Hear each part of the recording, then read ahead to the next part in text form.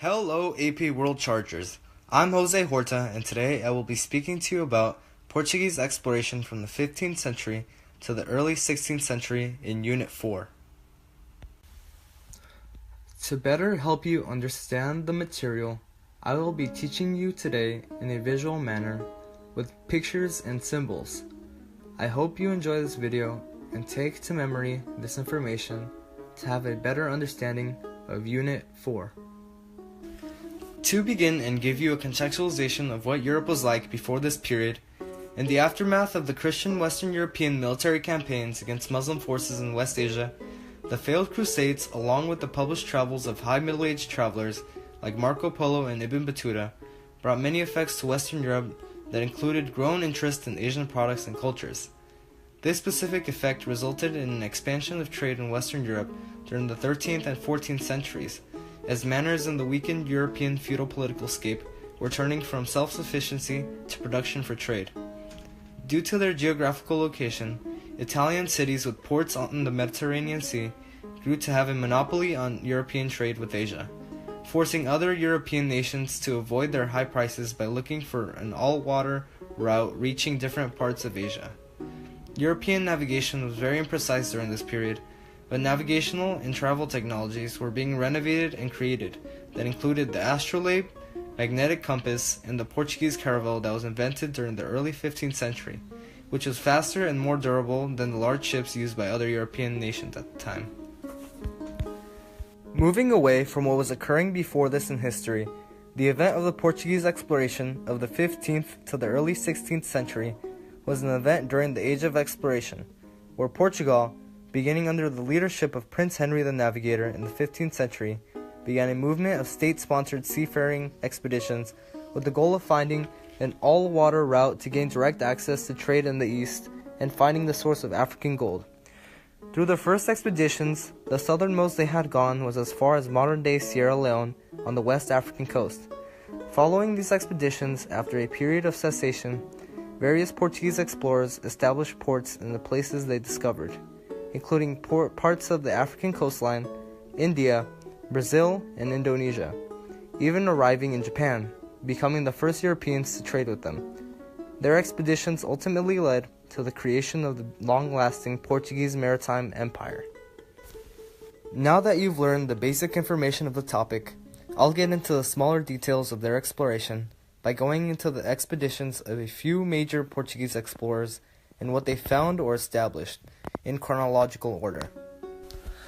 Beginning with the founder of the Portuguese exploration, Prince Henry the Navigator began to sponsor a series of Atlantic expeditions along West Africa, after he was named the Administrator General of the Order of Christ and had access to their funds.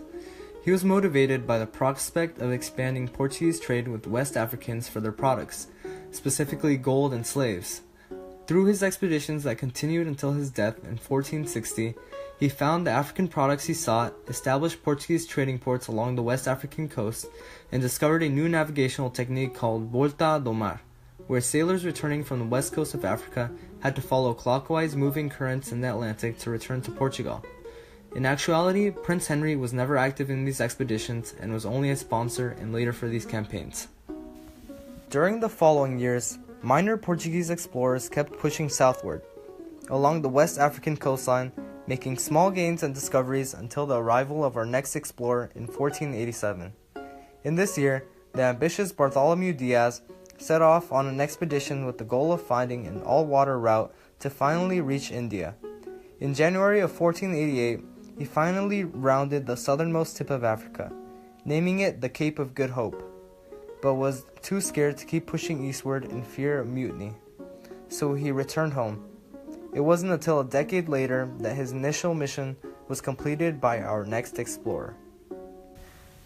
In 1497, Vasco da Gama was commissioned the same mission given to Diaz of finding an all-water route to reach India by King Manuel of Portugal.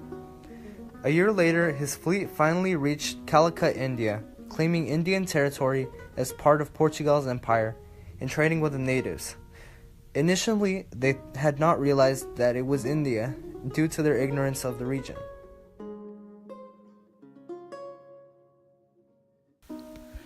Upon the arrival of Gama to Portugal, another fleet led by our next explorer was dispatched. Pedro Alvarez Cabral was sent out in 1500 to stabilize commercial ties with the Indians and further conquer Indian lands. Due to the previous century's discovery of the Volta do Mar technique, he decided to begin his journey by sailing westward, and eventually arrived that same year in Brazil through the forces of the current.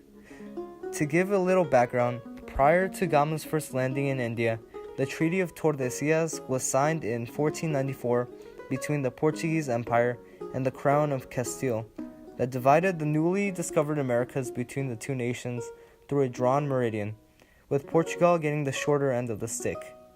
After continuing his original mission, he later arrived in India in September of 1500. Later Portuguese expeditions carried out by leaders like Gaspar and Miguel Corte Real, Fernandez Labrador, Antonio Mota, and Afonso de Albuquerque led to the discoveries and the establishment of colonies in North America and Indonesia, and led to new trade with the Japanese during the 16th century. These expeditions, carried out and begun by the Portuguese, were ultimately a great success as they expanded Portuguese trade to a global level, expanded European control, spread their religion, overall creating their maritime empire. Through this growing globalization of the period, the world was able to launch itself closer to the modern period. The exploration of the Portuguese during the Age of Discovery by some very memorable explorers is still widely spoken about and remembered. Thank you for listening.